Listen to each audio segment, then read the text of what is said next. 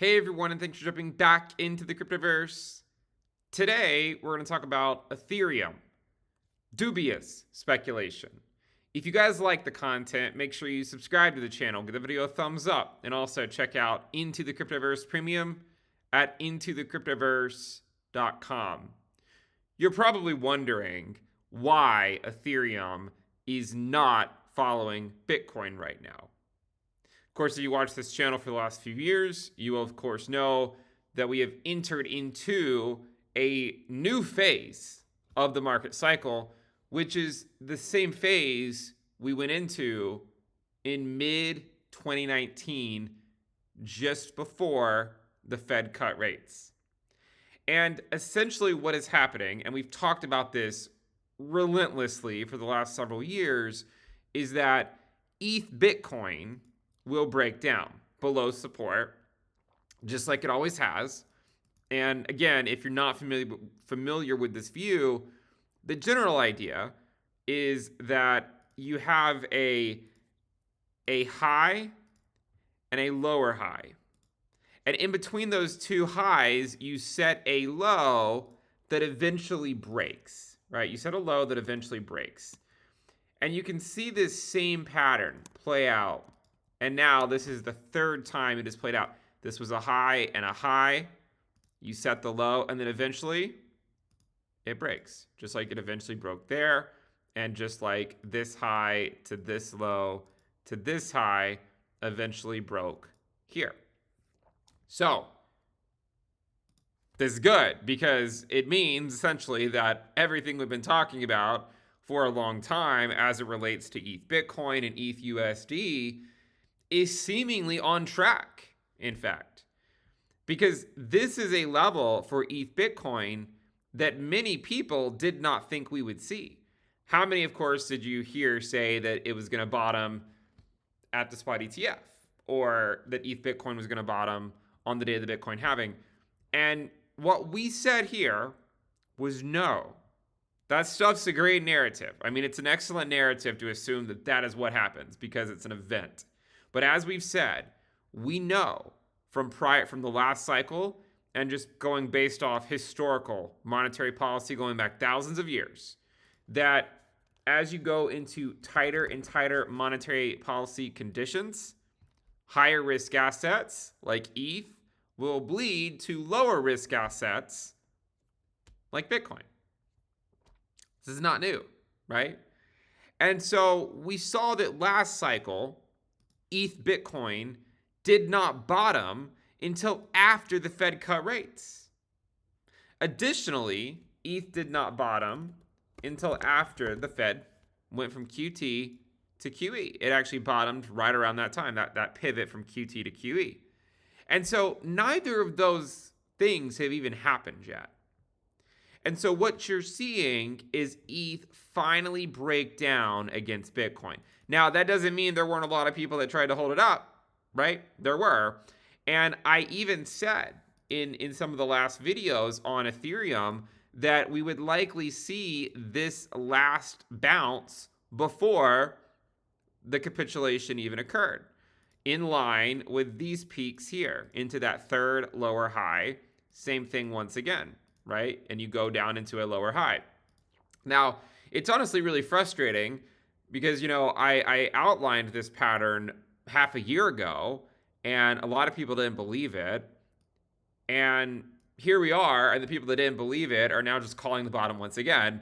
And everyone's just like, all right, yeah, like this time he'll be right about that. And I think the hard part is that, I think that what I've learned a lot is that people are a lot more forgiving for people to call the bottom, but anytime it puts in a lower high, everyone loses their mind.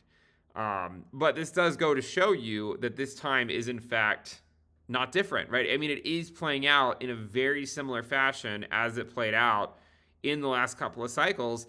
And you might be wondering, why is ETH USD still below 3K when Bitcoin is near 66K? What's going on, right? What's going on? The same thing that always happens when ETH Bitcoin breaks down. It's the same thing. And this is the phase that I've been trying to tell that is coming, right? This phase where after ETH Bitcoin breaks down, ETH USD, it's like the wind is taken out of its sails. And I saw this happen last cycle as well. I saw it happen. And that's why I have been so adamant about studying Bitcoin dominance and the ETH Bitcoin valuation. And I know there's some altcoins that people are getting distracted by. And if you're making money there, that's great. But it doesn't change the fact that a lot of these altcoins just keep on bleeding back to Bitcoin. And so, as it relates to ETH Bitcoin, think about it like this, okay? ETH this week is up 0.72%. 0.72, all right? Now, let's go over to Bitcoin and see how much Bitcoin is up this week. 7%. So far in a week where Bitcoin went up 7%, ETH hasn't even gone up 1%. This is exactly what happened in mid-2019. Exactly. And if you're not familiar with what I'm talking about, here's the bull market support band. You can see in 2019, ETH fell back to the 20-week SMA.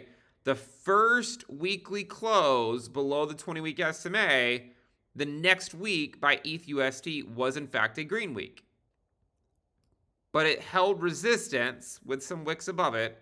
It held resistance at the bull market support band, right? At it, that's where it held resistance. And it was not able to break through. But the crazy thing about that week where it held resistance at the bull market support band, where it only went up 5.6%, that same week, the week of July 29th, Bitcoin went up 15%, right? And the reason why ETH Bitcoin bled was because Bitcoin was free to bounce back above its 8-week SMA. Right, it was free to bounce back above it because it hadn't gone below its bull market support band yet. But ETH was not free to do the same thing because it had already lost its bull market support band. So that is exactly where ETH Bitcoin started to bleed very hard. The week of July 29th, right? The week of July 29th is this week right here. ETH Bitcoin went down 8.5% that week. So far this week, ETH Bitcoin has gone down almost 6%. So this is something that we have seen before. We saw it happen in 2019, and it's happening once again. And, you know, I know that it's easy to get distracted with these meme coins and whatnot. I'm not calling ETH a meme coin. I'm just saying there's a lot of meme coins out there. I know it's easy to get distracted. But the reality is that a lot of them are continuing to bleed back to Bitcoin. And we know this because the Bitcoin dominance just keeps on keeping on, right? It just keeps on going higher despite everyone's best efforts to call the top. Just like their best efforts to call the top on ETH Bitcoin didn't hold water, right? They were trying to front run everything, you know? It just seems like for the last 2.5 years, everyone's just trying to front run everything, but the whole process is playing out, right? This time is not different. It's playing out the same way it did the last 2 cycles. And after ETH Bitcoin broke down in the last 2 cycles, right? And one of them, by the way, was a halving year. So you can't even say, don't compare it to 2019 because 2019 was a pre-halving year. All right, go compare it to 2016. ETH Bitcoin broke down in the halving year. Bitcoin went up during that time. ETH still dropped a lot on its USD pair. And the reason why it dropped was because when Bitcoin went up, ETH didn't go with it. But when Bitcoin went down, ETH did go with it, right? So basically, you know, all these little rallies over here, it goes up a little bit when Bitcoin goes up, and then when Bitcoin goes back down, then ETH USD just goes down again, right? This is a brutal part of the market cycle, absolutely brutal part. And it basically, essentially, what is happening is that, the people, I think, are finally starting to get the memo, right? The narratives are all failing, right? The having, it's going to bottom at the ETF narrative, failed. It's going to bottom at the halving narrative, failed. And so then what do you look to next, right? Maybe the spot ETF. And again, I could see people saying that is when it bottoms. But what if it just bottoms when the Fed pivots, like it did last cycle, right? Why? It just seems like a lot of people are overcomplicating this thing. So I really do think that it is playing out in a very similar fashion. Now, one thing to consider is that in terms of social interest right now, I think a lot of people were very optimistic that following the halving, retail would just start flooding in, right, after the halving. But what I said previously is, if they haven't made it here by the halving with high interest rates in QT, they're not going to probably come back until we actually get a Fed pivot, sometime after a Fed pivot, if they're not here by the halving. And so, you have this scenario here where the Bitcoin halving occurred and ETH USD just keeps on bleeding and ETH Bitcoin keeps going down. How many people have you heard say that not only that ETH Bitcoin was holding up well, but that ETH outperforms Bitcoin in a bull market? This is clearly not true. It's only true in QE bull markets when the Fed is printing money. But in QT bull markets, it's not true. And it wasn't true in 2019. It wasn't true here either. That was when ETH Bitcoin was bleeding. So, what really happened in 2019 after ETH closed its weekly close below the 20-week SMA, Bitcoin then got a 2-week rally where it actually got above the 8-week SMA. Bitcoin is actually back above the 8-week SMA. Maybe right now. That's just below it right now. About $30 below it. But it has wicked above it already, you can see. It did the same thing in 2019. It got back above the 8-week SMA, and then it just came right back down. But it was during the rallies of Bitcoin where Bitcoin dominance went up and ETH Bitcoin went down. It was during those rallies. So, I look at this stuff with ETH, and I just think to myself, the social interest looks very similar to mid-2019. This should be definitive proof that this market depends on monetary policy. Because if it doesn't depend on monetary policy, why is ETH Bitcoin still in a downtrend when you have, basically everything, if you look at year-to-date ROI, right? If you go look at year-to-date ROI of ETH Bitcoin, and we just look at 2020, 2024 looks nothing like 2020 in terms of ETH Bitcoin yearly returns. But you know what it does look like? 2019, right? It looks like 2019, which was a pivot year.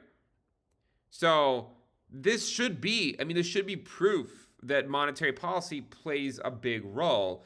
And I can't help but feel that people are sort of falling for the same thing that happened in 2019, where ETH had a pretty crazy rally that a lot of people say is different this time.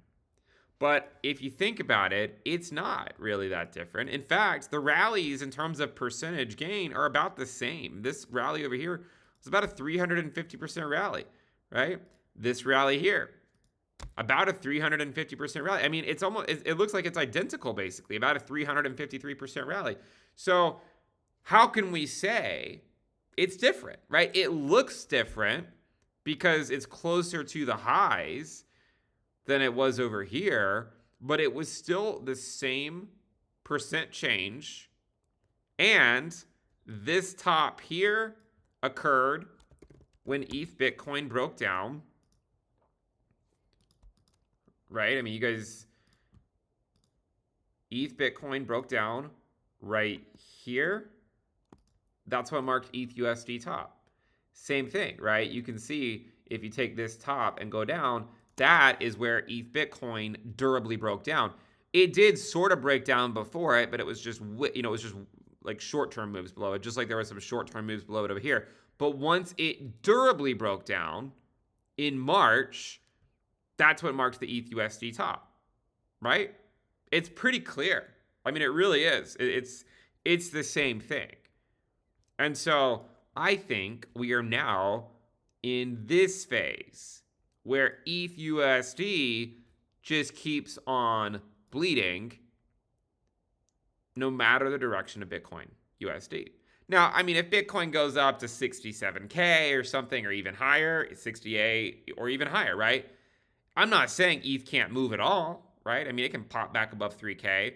But the problem is that even if it does, it's still likely going to resolve to the downside a couple weeks later.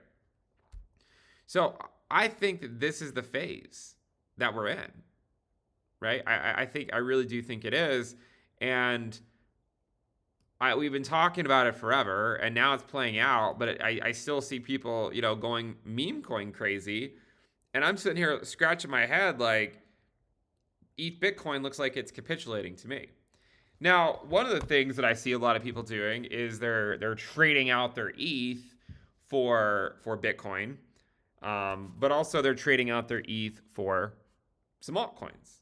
Now, the first thing I will say about that, when it comes to ETH Bitcoin, is that, if it took you until this point to get the memo, I do think ETH Bitcoin is going to go down to the 0.03 to 0.04 range, right? I really think that is the best candidate for a potential bottom. So somewhere in sort of in this zone right here. I think that is probably ultimately where ETH Bitcoin has a solid chance of trying to bottom out. It's still not set in stone, right? But that would be my best guess. And it's been my best guess for the last 2.5 years. If you're just now getting the memo, right, and you're like, all right, I'm going to go trade my ETH for Bitcoin, my only question is like, why'd you wait this long, right? I mentioned it over here, and I've been saying it ever since. And now there are some people that are finally getting the memo. Don't be the person that capitulates into the low, okay? Don't be the person that after 2.5 years of mocking Bitcoin dominance and the ETH Bitcoin valuation, because every time it put in a lower high, you wanted to poke fun, right? Don't be the person that like finally capitulates down here, only then watch it, run back up after a Fed pivot. Don't be that guy, okay? But that to me isn't even really the most notable thing that I've seen. I'm seeing a lot of people not even convert their ETH to Bitcoin, and they haven't. They're converting it to altcoins because they're looking at altcoins and saying, oh, they think ETH is dead. They go with the next shiny object that they think is going to replace it. Here's the issue. Here's the issue with that. We know that in 2019, alt Bitcoin pairs rallied for a couple weeks after ETH Bitcoin started to show weakness, okay? Here are alt Bitcoin pairs, okay? And what we're going to do is we're going to overlay ETH Bitcoin onto this chart. What do you see? You can pretty clearly see, right? Pretty clearly see that ETH Bitcoin, which is the orange line, topped out here on May 17th. But alt Bitcoin pairs didn't really start going down durably until almost a month later. Almost a month later. But they still followed suit, right? And what happened was a lot of people, when they thought ETH was just so weak, they just started converting their ETH to altcoins. It's the reverse of what happened just before the Ethereum tsunami. If you guys remember, during the Ethereum tsunami back in May of 2021, which we called for, a lot of people were converting their ETH to alts, right? And what was happening is they were watching all these altcoins run, and they were like, all right, well, no, we're not gonna just sit on ETH while all the other altcoins run. So they traded their ETH for alts. And then just when they did that, I put out a warning saying, no, guys, it's probably, ETH is probably going to go up 2x in 2 weeks. And then it did. We had the Ethereum tsunami. And it did the same thing in 2018, that it did in May of 2021. People are making the reverse mistake now. they're trading in their ETH for altcoins because altcoins are still doing okay, but they also did okay just before 2019's crash. Now look at it today, right? You can see ETH topped about 1 month before alt Bitcoin pairs did. Now fast forward to today, and you'll see the same thing, right? Look at this. ETH, Bitcoin, topped April 28th, right? And you can see that alt Bitcoin pairs rallied beyond that for about 2 more weeks. Now they're starting to show some weakness. I don't know if it's going to be right now or if we have to wait another week or two, but I suspect it's relatively soon that alt Bitcoin pairs are going to follow ETH Bitcoin down just like they did in 2019. And so you have the reverse thing happening, right? Now people are converting their ETH out because it's going down. They're converting it to altcoins. But altcoins went up for a few weeks even after ETH Bitcoin topped in 2019. And then alt Bitcoin pairs caught up to ETH because then they bled a lot faster once they got the memo. Let me give you one example, okay? Solana is a cryptocurrency, an altcoin, that has done really well over the last year or so, right? There's no denying it. Back in 2022, I was pretty adamant that it was going to go sub $10, and it did. But it also has had a crazy rally since then, right? A crazy rally. So you see people converting, some people converting their ETH into SOL. This is a fairly common mistake that I've seen happen in prior cycles. And if you're not familiar with what I'm talking about, one of the things that I've mentioned before is that at best, most altcoins are oscillators against ETH. At best, just like at best, they're oscillators against Bitcoin. So don't look at the SOL USD pair. Look at the SOL ETH pair. The valuation of Solana against ETH. And what you'll see is that a lot of people are trading in their ETH for Solana literally at the same valuations that it ultimately got rejected by in 2021. Isn't that fascinating, right? So the same valuations that SOL ETH got rejected at in 2021 is where now people are saying, hey, I'm going to go trade my ETH in for that. What if it's the same? Sometimes when they get to the range highs, you'll see them pop above them to fake everyone out. So I'm not going to sit here and say that it can't go higher. In fact, if you were to look at the daily RSI on SOL ETH, you can see that you've been getting higher highs on the SOL ETH valuation while you've been getting lower highs in terms of the daily RSI. So it's possible that it could continue to go up in the short term, right? But the problem is, what are the chances that in 18 months we look back at this and everyone was just converting their ETH to SOL as the SOL ETH valuation was topping out? Because I'm having a hard time, honestly, because I've been very bearish on ETH Bitcoin for a long time, but now what's happening is people are using this capitulation of ETH Bitcoin to say why their altcoin is better than ETH, right? And I've told you guys I'm not a Bitcoin maxi. I do think Ethereum has value, and I think it's more valuable than all the other quote-unquote ETH killers that pretend to be better. My problem is that a lot of these people are basically saying that those altcoins are going to take over, but what I'm seeing them make the same mistakes that they made over in 2021. They're making the same mistake, just like they did over here. They're doing the same thing again. So again, you can say what you want, right? You can say what you want, but the reality is that, the loudest critics on Bitcoin dominance were wrong.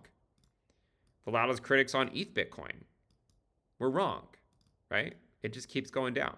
Bitcoin dominance just keeps going up. These are just warnings because I saw it happen in 2019. I saw it happen in 2019 around a Fed pivot, and I feel compelled for some reason to continue to preach the same message as if you haven't already heard it 1,000 times.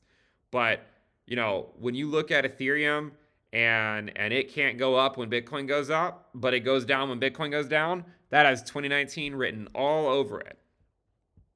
Social risk is identical basically to mid 2019, right? You get a pop up after the Fed pause, and then it comes back down. Same exact thing, right? Pop up after the Fed pause, and then it comes back down. And it's in this area where ETH Bitcoin bottomed last cycle. So why doesn't it? Why can't it bottom out this summer? I think it probably can. But this is the same thing. It really is. And, you know, I do think that there is a certainly a case to be made that ETH USD is essentially following what it did back in, 2019, where it was in this wedge and then it eventually fell back through the wedge. Right? That's what it did, right? It broke above it and then it fell back through it. What if it just does the same thing again on a larger scale? But it makes sense that it's a larger scale because this rate hiking cycle occurred on a larger scale, right? If the rate hiking cycle is bigger, like it is now, then this wedge ends up being a lot bigger. Doesn't mean the outcome's not the same. It's just taking a long time to see this whole process play out. And again, if you think the process is not playing out, ask yourself, what did you think the ETH Bitcoin valuation was going to do 6 months ago, right? Were you thinking it was going to be at 0.045? If the answer is no, then perhaps there is something to this whole Bitcoin dominance stuff, right? Because I've said before, everyone thinks Bitcoin dominance is a joke as long as Bitcoin USD is doing okay. But then, like we saw in 2019, whenever it got those corrections back down, a lot of alts just went lower while Bitcoin mostly stayed the same. And it wasn't until Bitcoin dominance reached the 618 fib retracement that then Bitcoin USD had a drop, which this cycle would correspond to 60% Bitcoin dominance. So those are my views. You should know them at this point, but I just wanted to sort of talk about that again and say, look, guys, I know that this is a stressful time for a lot of people because you're watching ETH Bitcoin bleed, but I do hope that you are prepared for it, and I hope that these videos have helped you stay Bitcoin heavy throughout this entire phase of the cycle.